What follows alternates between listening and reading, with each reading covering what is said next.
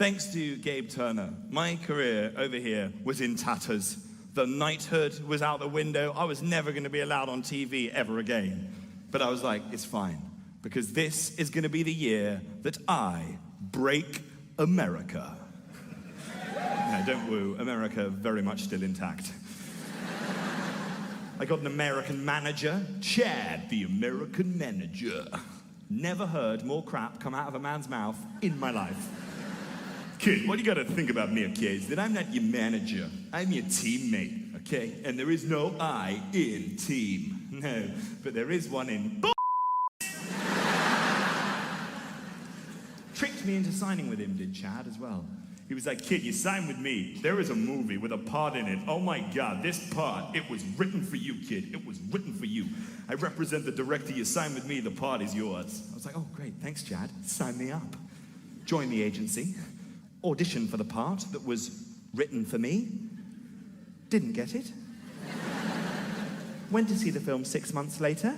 Do you know who was playing the part that was written for me? Idris Elba. Idris Elba. Now, I'm not having a pop. Obviously, Idris is a great actor, and, you know, in hindsight, he probably made a much better Nelson Mandela than I would have. It's fine. I have been on a long walk to freedom. No, it wasn't right. Don't do the voice. It's not even the worst audition Chad got me. The worst audition Chad got me came when I was in America last. Now, before I tell you what this audition was for, I need to give some of you a little bit of backstory about my acting career. When I was at school, I was a big fan of drama. I know, shock horror. Not the only fan of drama at my school, though. The other guy that was really into drama at my school was a chap called Robert Pattinson. There he is, young R-Pats, star of the Twilight films. And every time there was a school play at my school, Robert Pattinson would get cast in the lead role, and Villager 17 would go to this guy. Yeah, laugh it up. For some reason, my drama teacher wanted the star of his play to be the young James Dean and not the young K.D. Lang. And it's fair to say that over the years, I built up a little bit of resentment towards R-Pats. He became my rival. Rival's a strong word. Nemesis. He is my nemesis.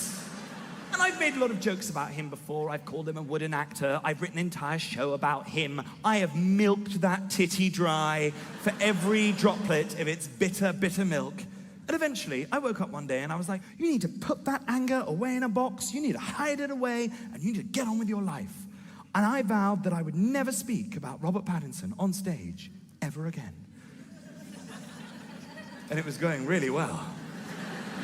Until Chad called me up out of the blue. He was like, kid, oh my God, I got you an audition for a movie. This part is amazing. And get this, in this movie, you would be starring opposite Robert Pattinson. OMG, FML, WTF. And you know what the word was that chimed? Opposite, right? Not below, not beneath, not behind Robert Pattinson, opposite Robert Pattinson. After all these years of feeling inadequate at his hands, finally me and my nemesis were on a level playing field, and it felt amazing. I was like, well, Chad, tell me about the part. You know, what are we? A couple of swashbuckling heroes? You know, good cop, bad cop? Two dashing gents competing for the hand of a fair maiden? He went, no, not quite. In this movie, you would be playing Matt. And Matt, get ready for it, right? Matt is Robert Pattinson's character's mentally handicapped brother.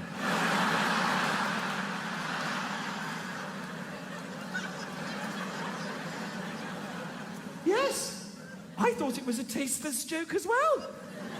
10 minutes later, that dropped into my inbox. It was a genuine audition to play the younger brother of Robert Pattinson with, to use the politically correct term, Chad, learning difficulties.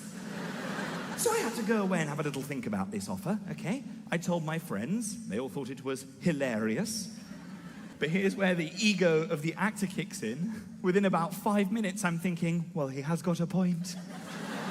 this is my chance to prove to the world that I'm a serious actor.